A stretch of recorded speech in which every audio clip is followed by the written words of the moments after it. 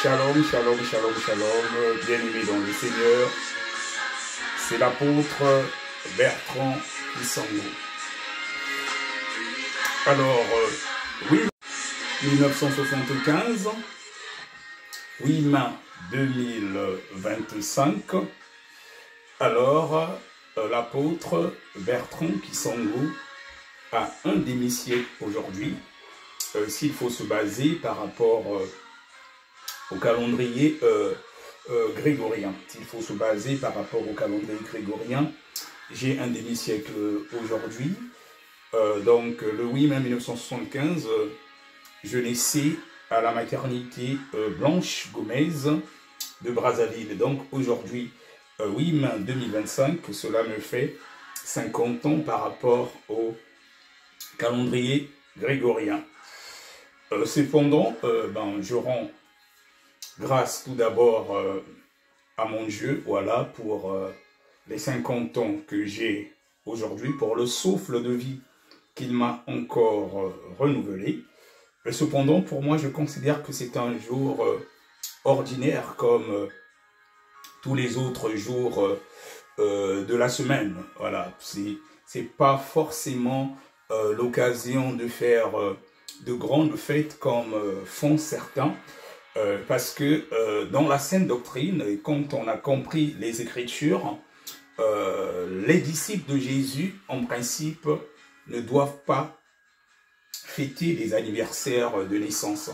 Et donc c'est pour cela que je considère que c'est un jour ordinaire, d'autant plus que le calendrier que nous utilisons, c'est le calendrier grégorien. C'est le calendrier grégorien.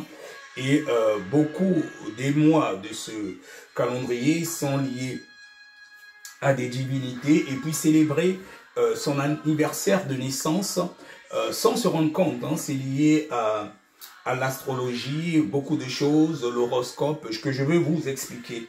Donc, quand on lit la Bible, hein, et par rapport au fondement des apôtres, parce que nous nous basons sur le fondement des apôtres, il n'y a aucun disciple de Jésus qui a célébré un anniversaire de naissance. Et c'est pour cela qu'en tant que disciple de Jésus, en plus consacré apôtre, comme les apôtres n'ont jamais célébré les anniversaires de naissance, je rends grâce tout simplement à Dieu, voilà, pour le souffle de vie qu'il m'a renouvelé aujourd'hui, d'autant plus que le calendrier que nous utilisons, c'est pas le calendrier de Dieu, c'est le calendrier grégorien. Et c'est un demi-siècle selon ce calendrier. Ça se trouve que selon le calendrier de Dieu, cela ne me ferait pas un demi-siècle aujourd'hui. Mais je rends grâce à Dieu pour le souffle renouvelé en ce jour, Père de gloire, Père de bonté. Je bénis ton nom, je te glorifie.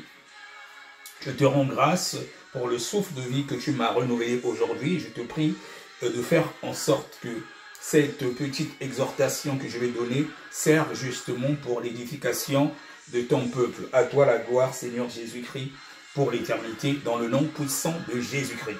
Donc je disais que le 8 mai 1975 à Brazzaville naissait Bertrand Kisango, fils de feu Martin Kisango et de feu Misenge Jacqueline. Alors, doit-on pour autant, en tant que chrétiens, surtout les disciples de Jésus-Christ, parce que tous les chrétiens ne sont pas forcément disciples de Jésus, célébrer les anniversaires de naissance? Je vais expliquer. Alors, déjà, la Bible, bien aimé, ne parle d'aucun serviteur de Dieu qui aurait fêté son anniversaire de naissance. Ça n'existe nulle part dans la Bible. Aucun serviteur de Dieu n'a célébré son anniversaire de naissance. Cependant, c'est vrai que la Bible mentionne 2 fêtes d'anniversaire de naissance. Et ces fêtes ont été données en l'honneur de personnes qui ne servaient pas Dieu. Et donc, les fêtes d'anniversaire de naissance, à cette époque-là, étaient réservées aux faux dieux et les rois. Donc, c'était réservé aux faux dieux, mais aussi les rois. Les fêtes d'anniversaire de naissance, quand c'était célébré à l'époque, parce que ce sont des coutumes païennes, c'était réservé aux faux dieux et puis les rois. Amen. Alors, donc, la Bible présente chacune de ces cas, parce qu'elle parle des fêtes d'anniversaire de naissance, 2 fois tout simplement, et elle présente chacune de ces cas comme un événement mauvais. Et nous pouvons le voir dans le livre de Genèse 20, non plutôt Genèse 40, des versets 20 au verset 22. Alors, Genèse 40, les versets 20 au verset 22. 20 au verset 22, je lis la parole de Dieu avec révérence. Il est dit, « Le troisième jour, jour de la naissance de Pharaon, il fit un festin à tous ses serviteurs, et il éleva la tête du chef des échansons et la tête du chef des panetiers au milieu de ses serviteurs. Il rétablit le chef des échansons dans sa charge d'échansons, pour qu'il mît la coupe dans la main de Pharaon.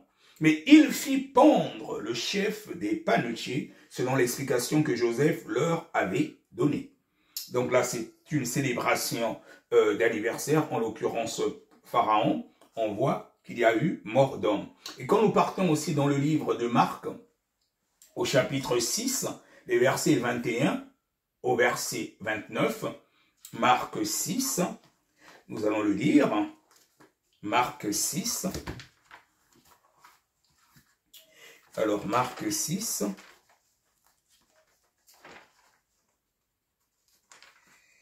Marc 6.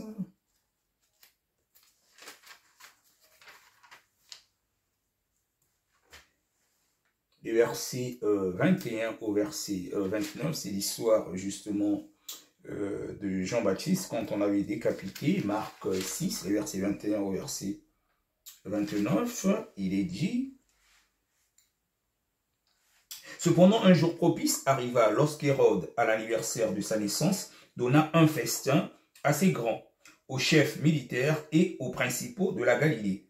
La fille d'Hérodias entra dans la salle, elle dansa et plut à Hérode et à ses convives. Le roi dit à la jeune fille, « Demande-moi ce que tu voudras, et je te le donnerai. » Il ajouta avec serment, « Ce que tu me demanderas, je te le donnerai, fût-ce la moitié de mon royaume. » Étant sortie, elle dit à sa mère, « Que demanderai-je » Et sa mère répondit, « La tête de Jean-Baptiste. » Elle s'empressa de rentrer aussitôt vers le roi et lui fit cette demande. « Je veux que tu me donnes à l'instant sur un plat la tête de Jean-Baptiste. » Le roi fut attristé, mais à cause de ses sermons et des convives, il ne voulut pas lui faire un refus.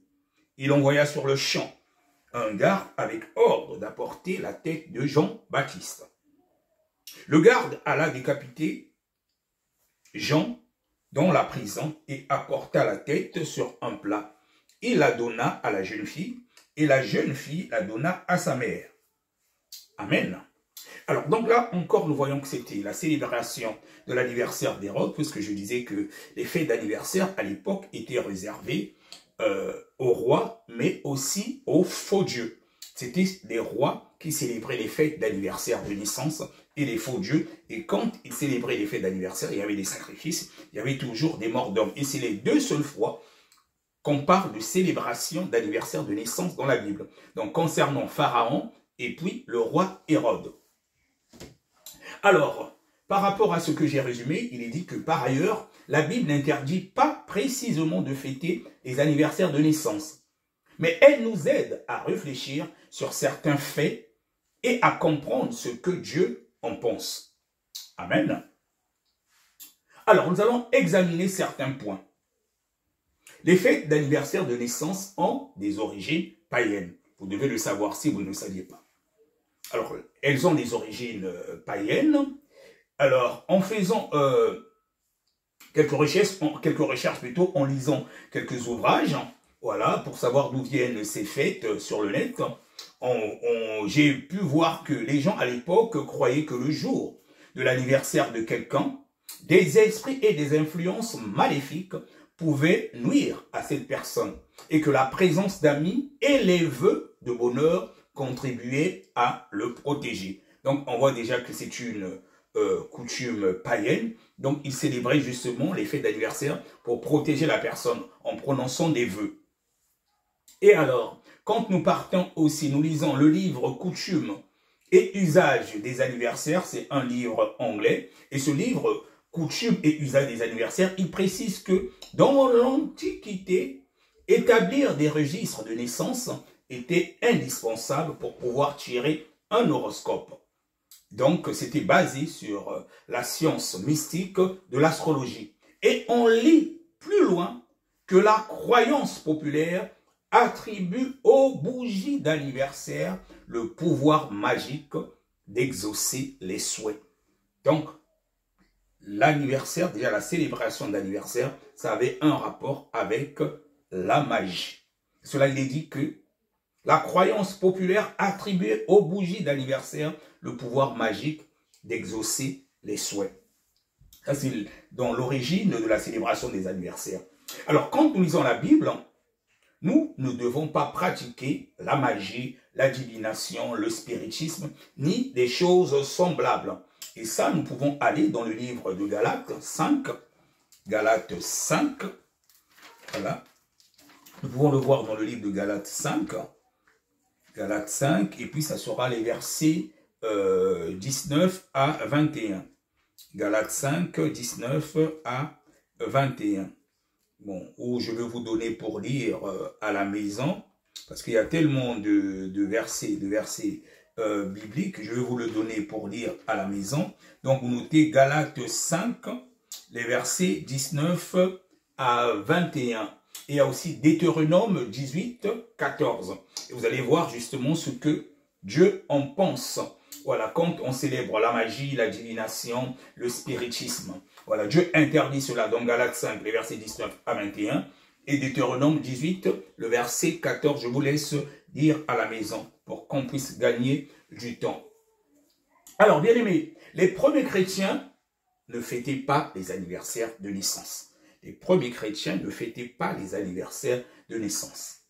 Alors, selon une encyclopédie, les premiers chrétiens considéraient que la célébration d'un anniversaire de naissance était une coutume païenne.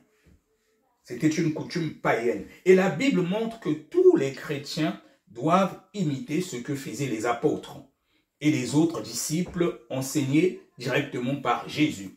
Et tout ça aussi, vous pouvez aller dans le livre de 2 Thessaloniciens, au chapitre 3, le verset 6. Je ne vais pas lire tous les versets parce qu'il y en a beaucoup. Donc c'est cela justement la saine doctrine, parce qu'un disciple, il suit son maître. Et quand on est disciple de Jésus, nous devons suivre ce que le Christ, notre Seigneur Jésus-Christ, a laissé comme précepte. Donc la seule célébration exigée de Jésus à ses disciples concerne sa mort et non sa naissance. Sa naissance d'ailleurs qui n'a aucun fondement biblique. Voilà, il a dit de célébrer justement sa mort. Et ça on peut le lire dans le livre de Luc au chapitre 22, les versets 17 au verset 20. Voilà, quand il a mis en place la Sainte Seine, il a dit de faire en souvenir de lui. Voilà, donc quand on célèbre la Sainte Seine, on annonce en même temps la mort de Jésus et puis la résurrection. C'est ce qu'il a dit de célébrer. Mais il n'a jamais dit de célébrer sa naissance, comme on voit de nos jours, Noël et tout, toutes ces fêtes-là n'ont aucun fondement biblique. Alors la Bible déclare que le jour de la mort vaut mieux que le jour de la naissance. Et ça, nous pouvons aller dans le livre d'Ecclésiaste, au chapitre 7, le verset 1. Ecclésiaste 7, le verset 1. Alors, le jour de la mort de Jésus était donc beaucoup plus important que le jour de sa naissance. Et quand nous allons dans le livre d'Hébreux au chapitre 1, les versets 4, voilà, nous voyons qu'il a reçu après le nom qui est devenu supérieur aux anges. Un nom qui est au-dessus de tous les noms, après la mort. Amen. Donc le jour de la mort était plus important que le jour justement de la naissance. Alors les chrétiens devraient-ils célébrer les anniversaires? Le monde occidental utilise le calendrier grégorien, comme je disais d'entrée. Voilà. Donc le monde occidental utilise le calendrier grégorien du pape justement Grégoire XIII, parce que c'est lui qui en 1582 avait modifié le calendrier. Il avait corrigé justement le précédent calendrier qui était le calendrier julien. Donc cela s'est fait au XVIe siècle. Voilà. Et plusieurs mois de ce calendrier portent le nom de dieux païens. Par exemple, janvier en raison du dieu Janus, février en raison d'une ancienne fête païenne, mars en raison du dieu Mars. Et cela illustre l'étroite relation que la religion a eue avec l'observance du temps au cours de l'histoire. Là, on parle de la religion. Tout religieux n'est pas forcément disciple de Jésus. Il y a plusieurs religions, justement, dans le monde.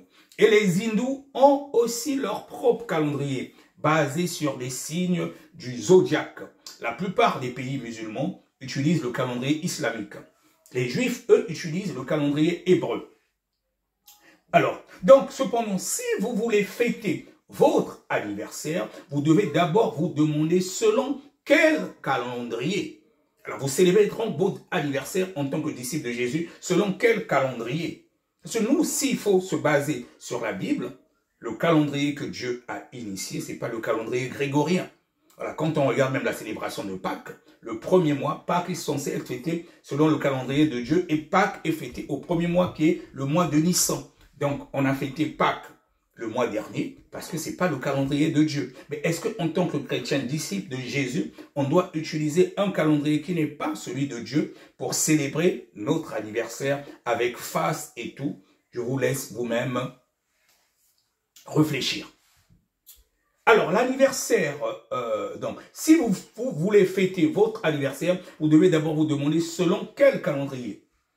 Et utiliserez-vous un calendrier païen ou le calendrier de Dieu qui créa le temps et donna à son peuple? Parce que c'est Dieu qui est le maître des temps et justement des circonstances. Donc, quand tu célèbres ton anniversaire, moi, par exemple, aujourd'hui, ça me fait un demi-siècle selon le calendrier grégorien, mais est-ce que c'est le calendrier de Dieu? Est-ce que dans le calendrier de Dieu, j'ai réellement un demi-siècle? Est-ce que vous comprenez ce que je veux dire? Dans le calendrier de Dieu, ce qui est important pour nous, disciples de Jésus, c'est de célébrer notre nouvelle naissance en Christ Jésus. Oui, ça, on peut célébrer. Mais célébrer son anniversaire, faire des choses avec faste, inviter du monde, une grande fête où on est en honneur, ça n'a pas de fondement biblique. Alors, l'anniversaire de naissance à célébrer, c'est en Jésus, comme je disais, donc la nouvelle naissance. À l'origine, on ne célébrait que les anniversaires des dieux et des souverains. C'était important pour les gens. On croyait que le Dieu particulier avait une influence spéciale sur la personne qui naissait ce jour-là. On croyait aussi que le destin personnel du souverain et celui de la nation étaient suspendus à sa date de naissance. Donc, c'est des coutumes païennes à l'époque. Et de telles croyances sont une mine d'or commercial pour l'astrologie. Donc, les célébrations d'anniversaire, ils ont un rapport avec l'astrologie. Comme nous allons le voir. Dès le début dans l'histoire, les anniversaires des dieux et des souverains, souvent les mêmes, donnaient lieu à des festivités importantes. Les festivités dédiées aux dieux correspondaient souvent au jour de leur anniversaire.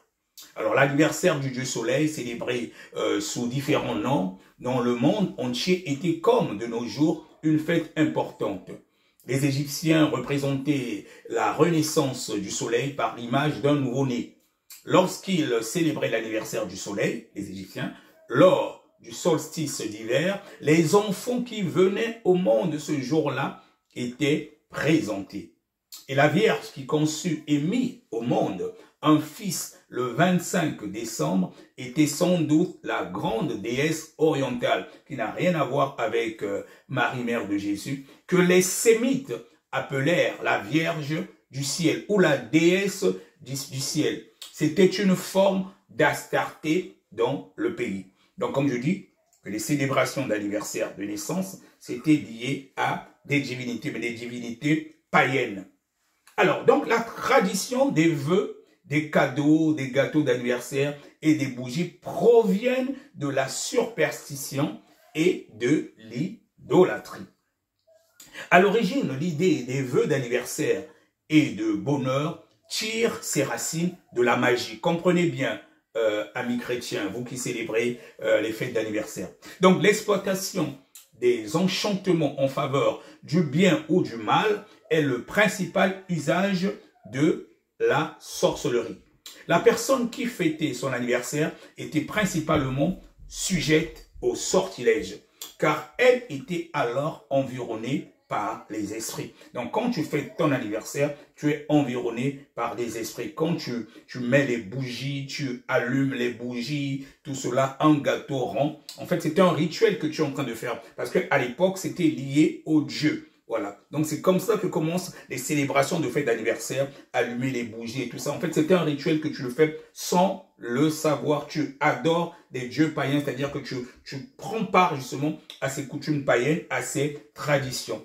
Et donc, la veille de son anniversaire, ces anges gardiens qui planaient au-dessus du lit lui apportaient des prédictions sous forme de songes.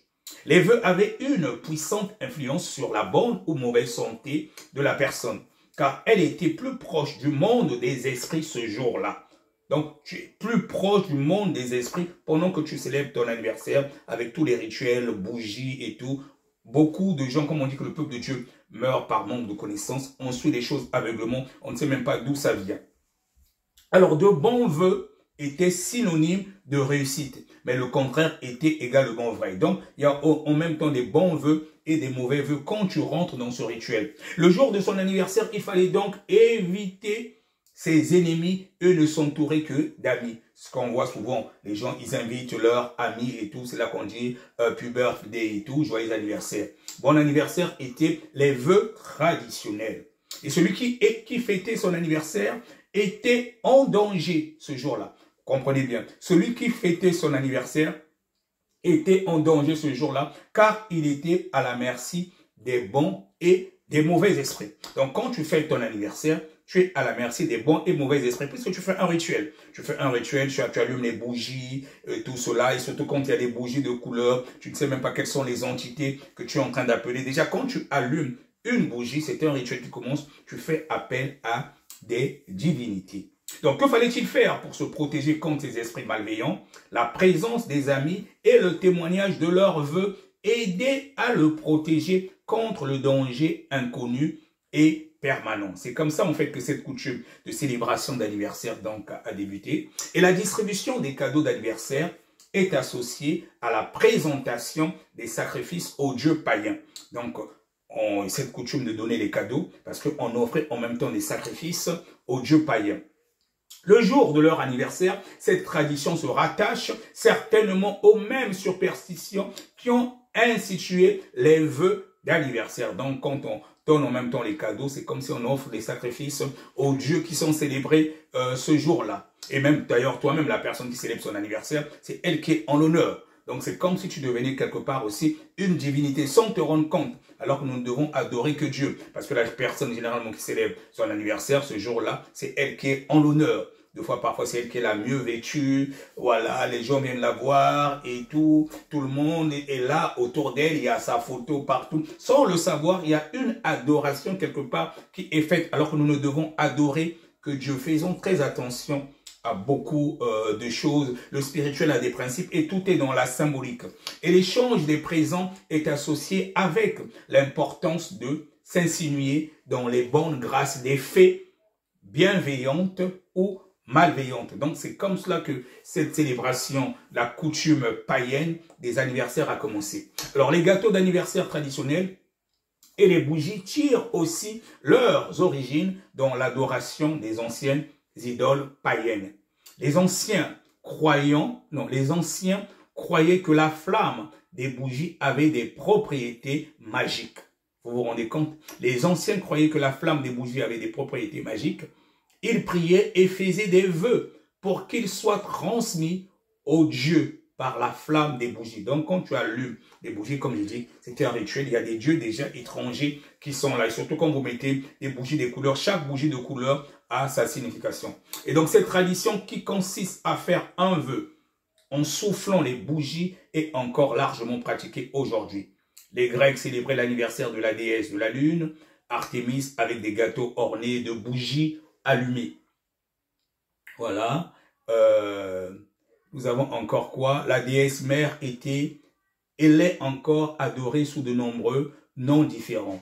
Artémis ou Diane était généralement représentée comme une vierge, mais à d'autres moments comme une déesse mère. Voilà, nous avons encore... Elle était l'une des déesses grecques qui s'identifiait sous de nombreux aspects à Ishtar ou à Ashtoreth.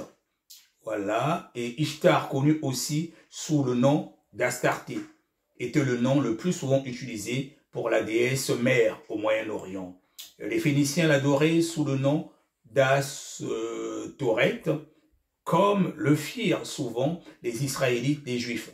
Et en Égypte, même après la destruction de Jérusalem par Nebuchadnezzar, les Juifs célébraient encore la fête de cette reine du ciel païenne, voilà, en cuisant des gâteaux. Et ça, on peut le voir dans le livre de Jérémie 7, les versets Jérémie 7, 18 et Jérémie 44, 19, quand on parle de la reine du ciel, qui n'est autre qu'un démon. Voilà. La célébration des anniversaires n'est qu'un exemple des nombreuses coutumes païennes qui subsistent de nos jours. Donc, quand tu célèbres les anniversaires et tous les fêtes d'anniversaire en tant que chrétien, voilà, en fait, c'est ça.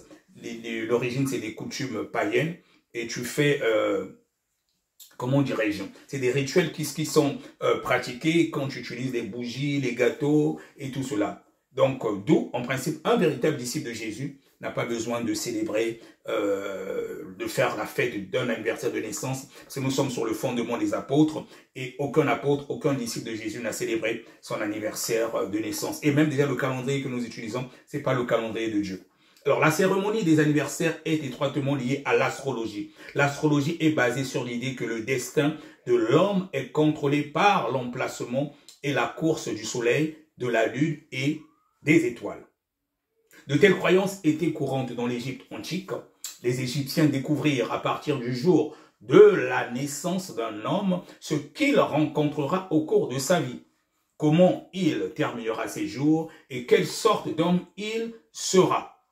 Puisque l'on croyait que la position des étoiles au moment de la naissance influençait l'avenir de l'enfant, les horoscopes astrologiques sont venus ensuite prétendant prédire l'avenir en fonction de la date de naissance. Donc les anniversaires sont intimement associés aux étoiles, car sans calendrier, personne ne pourrait déterminer la date pour célébrer son anniversaire. Ils dépendent aussi des étoiles pour une autre raison, car aux temps anciens, les registres des dates de naissance permettaient aux astrologues d'établir un tableau des horoscopes. Alors, la traduction d'Hérodote par Rawlinson comporte au bas de la page la notation suivante. Très tôt, les horoscopes ont été utilisés en Égypte et Cicéron parle des Égyptiens et des Chaldéens qui prédisaient le destin d'un homme à sa naissance par leur observation des étoiles. Voici un exemple plus récent sur l'importance des horoscopes au Mexique plutôt. Les horoscopes étaient préparés à partir de ces signes astrologiques pour le jour et l'heure de la naissance. Chaque Mexicain portait tout au long de sa vie comme une sorte de nom personnel, le signe de sa naissance. Voilà. L'astrologie avait une puissante influence au cours du Moyen-Âge. Dans l'Europe dite chrétienne, elle était presque universellement acceptée. Le Vatican possède la plus grande bibliothèque astrologique au monde. La politique aussi, bien que la religion, était fortement influencée par l'astrologie. Peu de rois se seraient risqués à déclarer la guerre sans avoir d'abord consulté leur astrologue. Et la plus grande partie de ce qui était considéré comme de la médecine et de la science à cette époque-là était basé sur l'astrologie. Donc tout cela, ça a un rapport avec l'astrologie. Est-ce que nous, en tant que disciples de Jésus, on doit avoir des rapports avec l'astrologie? La Bible interdit cela. L'astrologie continue à avoir de très nombreux partisans dans le monde. Bon, il y a plusieurs choses qui sont développées. Je vais aller un peu vite. Alors, donc la célébration des anniversaires est-elle une tradition chrétienne acceptable? Est-elle approuvée par Dieu? Jésus, les apôtres ou l'Église primitive célébraient-ils les anniversaires? Lorsque le Nouveau Testament fut rédigé, la pratique des anniversaires était courante, en particulier chez les nations païennes. Voilà, donc voilà, c'était surtout chez les nations païennes. Cependant, les pratiquants juifs ne célébraient pas les anniversaires. Ils considéraient généralement que le jour de la mort d'une personne avait plus de signification que le jour de sa naissance. Et ça, on peut le voir dans Ecclésiaste 7, le verset 1. il nous a été donné aucun commandement ni aucun exemple comme quoi un chrétien devrait observer l'anniversaire du Christ ou le sien. La date précise de la naissance de Jésus-Christ est restée délibérément imprécise. Plus de 2 siècles après l'époque du Christ, les chrétiens en général considéraient les festivités des anniversaires comme une survivance de pratiques hérétiques. Donc les festins grecs et romains d'anniversaire étaient considérés comme des orgies païennes. Et parmi les premiers chrétiens, de telles célébrations étaient immorales et frivoles. Donc, comme nous nous basons sur le fondement des apôtres, on ne doit pas célébrer les anniversaires de naissance parce que les chrétiens de l'église primitive ne faisaient pas cela. Ils considéraient que c'était des pratiques païennes et c'est même dangereux, c'est lié à la magie. Donc, lorsque nous examinons minutieusement les principes des lois divines et que nous les comparons aux célébrations d'anniversaire, nous pouvons comprendre pourquoi ni le Christ, ni ses apôtres, ni leurs véritables disciples n'ont fêté leur anniversaire. Comme nous l'avons vu précédemment, cette pratique tire ses origines de l'idolâtrie et de l'adoration du soleil, de la lune et des étoiles. Donc quand tu célèbres l'anniversaire, voilà, tu es dans l'idolâtrie, les idolâtres n'hériteront pas le royaume des cieux, et tu adores le soleil, la lune et les étoiles, parce que là, c'est de là que tire son origine. Donc Dieu ne veut pas que nous croyions que la date de notre naissance ait une quelconque incidence sur notre comportement. Notre bien-être et notre bonheur, il veut que nous comprenions que c'est en le servant, c'est en le servant et en obéissant à ses lois que nous serons heureux. Dieu a dit à son peuple, n'imitez pas la voix des nations et ne craignez pas les signes du ciel parce que les nations les craignent. Car les coutumes des peuples ne sont que vanité. Dans Jérémie 10, les versets 2 au verset 3.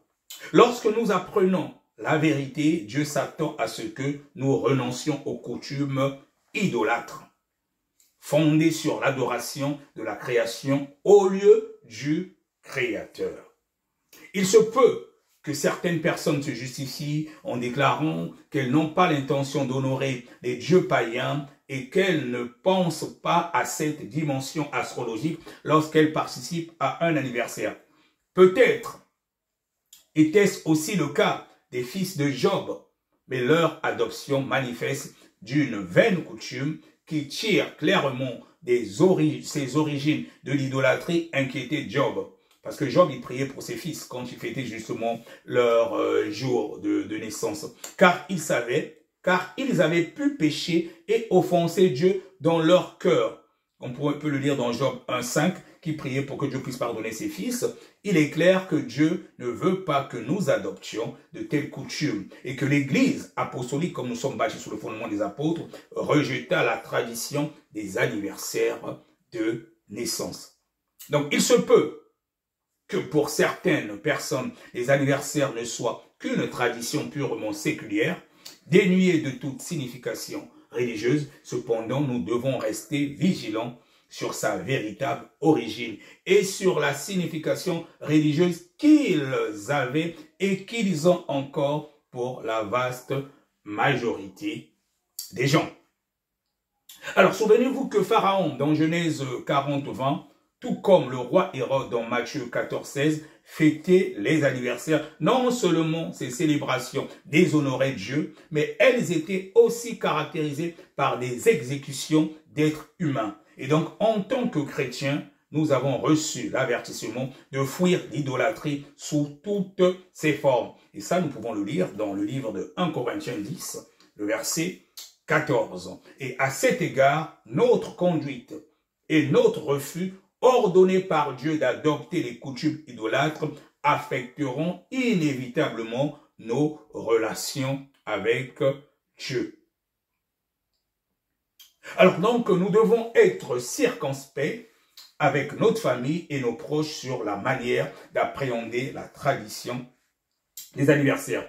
Assurément, les familles peuvent constater la croissance et l'évolution d'un enfant ou montrer une marque de respect avec une attitude chrétienne envers une personne âgée en évitant l'esprit des célébrations charnelles. Donc c'est dans les célébrations charnelles que nous ne devons pas nous associer en tant que disciples de Jésus. Nous ne sommes pas dans les célébrations charnelles des anniversaires. D'ailleurs, même le calendrier que nous utilisons, voilà, ce n'est même pas le calendrier de Dieu. Donc, pas besoin de faire des grandes fêtes, voilà, en tant que disciples de Jésus. Le jour de naissance, déjà, c'est pas le calendrier de Dieu. Et en faisant une fête où tu mets tes photos partout, c'est toi qui es idolâtré ces jours-là. Et alors qu'on ne doit adorer justement que Dieu, et ça n'a aucun fondement biblique. Et toutes ces célébrations, en fait, ce sont des coutumes païennes. Il y a un rituel qui est fait, il y a des dieux qui sont adorés. Quand on allume les bougies, surtout quand il y a des couleurs, il y a des entités qui sont là. Deux fois, parfois, on appelle des problèmes dans nos vies. On ouvre les portes sans se rendre compte.